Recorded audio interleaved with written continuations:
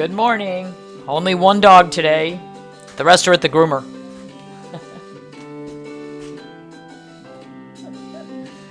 Name it on Charles.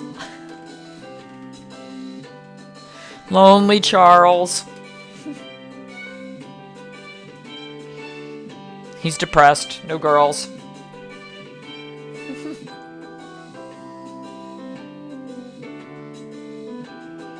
You might notice he has new toe caps on. Trying to help the boy stand better.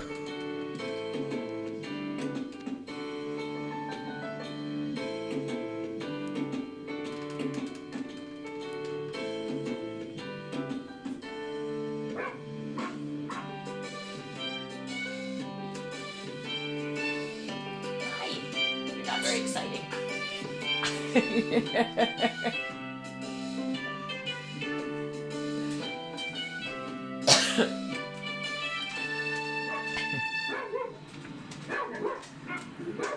We could put Scout up there with him and we could have a dog fight. The toothless dog fight. Okay, so the other day we did, I'm not quite sure how to do the microphone. The other day we did our video in the grocery store and, little nerves about whether we were going to get kicked out or, the grocery store pet food police might come arrest us. But it went viral, and so obviously everyone is really concerned about how to read pet food labels, so I thought we would do a quick little review of a few things, because there's actually one thing that I said that was a little bit off in that video, but that's okay because it still got the point across. So pet food labeling is kind of a nightmare for pet food consumers. They try to make it as clear as mud so that you absolutely can't figure out what's going on. And, you think that you're buying a better product than what you really are.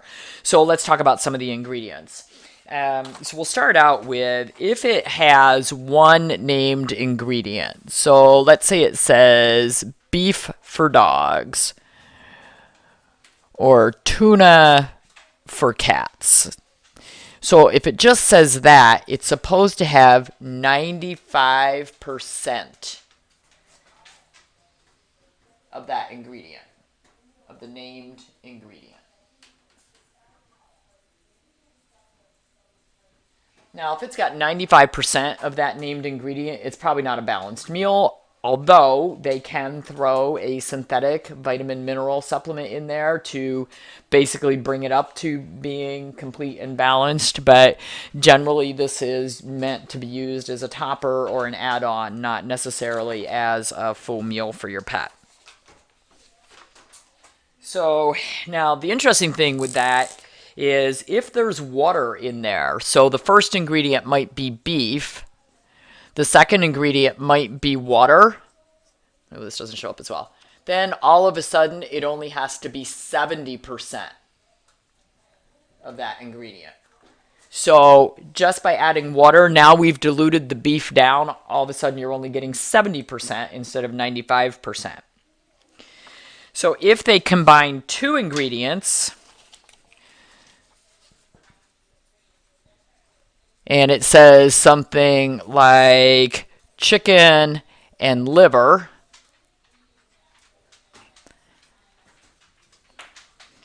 then the two together equal the 95% or the 70%. So if they list two ingredients, those two ingredients together have to be 95% of the total weight of what's in the can, box, or bag. So then we come down further. Let me switch colors to separate them. And if it's named, this is really interesting. They originally made the definition for dinner, but it can also be called platter, entree, nuggets, or formula. And then it can be anywhere from 25% to 95%. Now, if they have something that says beef dinner and they have the choice of having 25% beef or 95% beef. What do you think is going to be in that can, box, or bag? I can guarantee you it's going to be closer to this lower end. There's no way they're going to spend extra money putting more high-quality meat in there when they can get away with only having 25% in there. And then if they add water, go back to this. If they add water, and that's an ingredient near the top, then all of a sudden it can be as little as 10%. So you can have something that says beef dinner that only has 10% beef in it. What? How is that beef dinner? That's like hardly any beef. And there can be a lot of fillers, a lot of other ingredients in there. So the beef can actually be a very minor ingredient if it's got this name on it, and particularly if it's a canned diet that is wet and has water added to it. So then the next one we get down to, so when you look at this and it says like a chicken formula, that chicken might only be 10% of that diet. And this is where if you have a pet with allergies and you pick up a can off the shelf and it says, chicken formula for cats, and your cat has a seafood allergy, you better read all the way down on those ingredients, because that can actually could have more fish in it than it does chicken, or it could have more beef, or it could have more wheat or soy or corn. The other ingredients could make up a lot more than what is named on the label. So you always need to read down on those lists. One of the most common things that I see is we'll pick up a can or a box and it'll say, or a bag, it'll say beef dinner or beef formula. But there's actually more chicken in there, or chicken byproducts, or meat and bone meal than there actually is of the beef. And so if you have a pet with allergies and you think, well, okay, he's not allergic to beef, I'm going to go buy cans of beef food.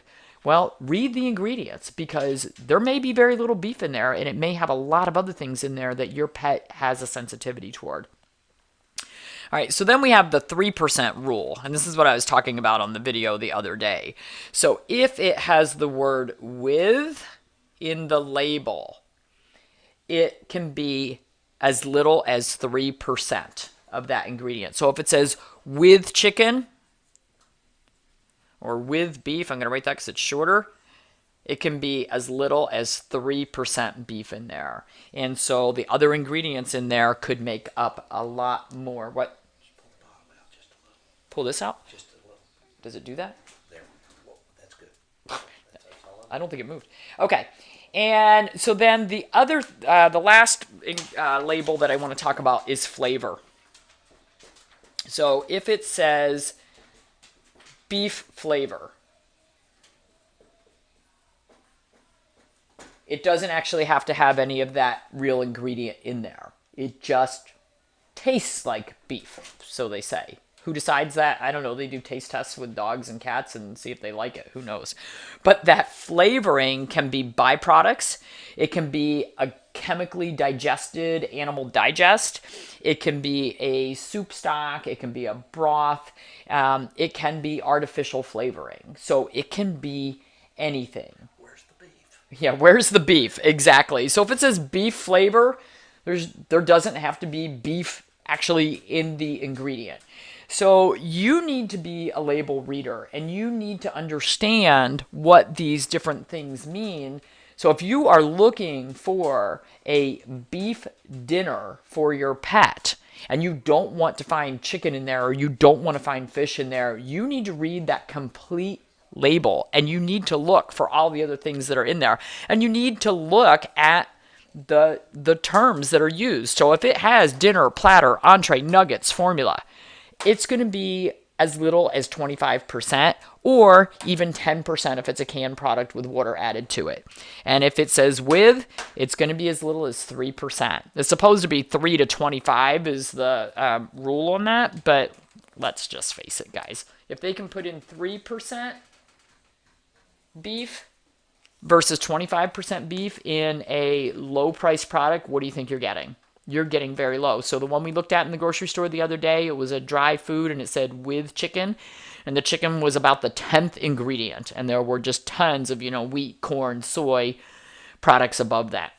So when you're reading labels, make sure you read all the way down the list. Make sure you look at all the ingredients that are in there. And if you get to the end and you're seeing sulfates, proteinates, that's your chemical soup. Those are the synthetic vitamins and minerals that are added in there. Proteinates are more utilizable by the body. Sulfates, not so utilizable and tend to be a little more on the toxic end of the spectrum. You're going to find that in your lower quality foods. So hope this helps you figure out how to read labels a little bit better. If you're feeding, homemade food with whole food ingredients, then you don't have to worry about these labels.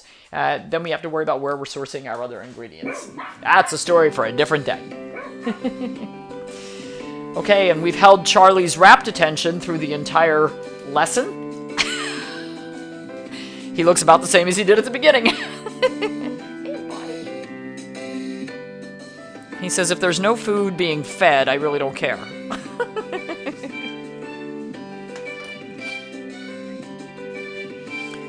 So if you're interested in making your own diets, pick up a copy of Yin and Yang Nutrition for Dogs. Learn how to make a diet that's appropriate for your pet's personality and medical issues.